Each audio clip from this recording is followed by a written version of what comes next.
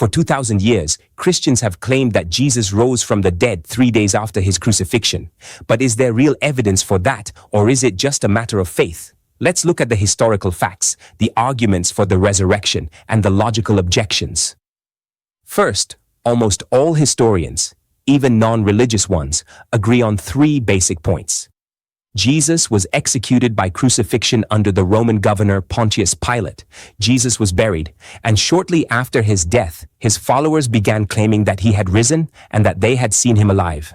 These are called the minimal facts, accepted by believers and skeptics alike. The first piece of evidence Christians point to is the empty tomb. The Gospels say the body was gone, and even early critics of Christianity didn't claim the body was still there. Instead, they argued the disciples stole it, which suggests nobody could produce a corpse. If the Roman or Jewish authorities had the body, they could have ended Christianity instantly by showing it. That never happened. Second, there are the eyewitness claims. The Apostle Paul, one of the earliest Christian writers, says that Jesus appeared to more than 500 people at once, many of whom were still alive when he wrote the letter. In other words, go ask them yourself. This is not written centuries later. It comes from within 20 to 30 years of the event, which is extremely early for ancient history. Third, the disciples' transformation. Before the crucifixion, the Gospels show them afraid, confused, and in hiding.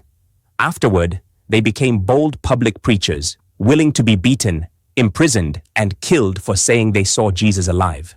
People may die for a belief they think is true, but they don't die for something they know is a lie. If they stole the body or invented the story, their courage makes no sense. But skeptics raise objections. Maybe the disciples hallucinated Jesus. Maybe the story developed as a legend. Maybe the Gospels are anonymous and biased. Maybe Jesus only fainted and later woke up. Each of these theories has weaknesses. Hallucinations don't happen to groups, legends take centuries to form, and a half-dead man could not roll a tombstone and inspire a global religion. So did Jesus rise from the dead? The answer depends on how you interpret the data. Christians say the simplest explanation is the one the disciples gave. He really rose. Skeptics say there must be another explanation, even if we don't know it yet. In the end, the resurrection is not just a historical question, but a personal one. If it happened, then Jesus is who he claimed to be. If it didn't, then Christianity collapses.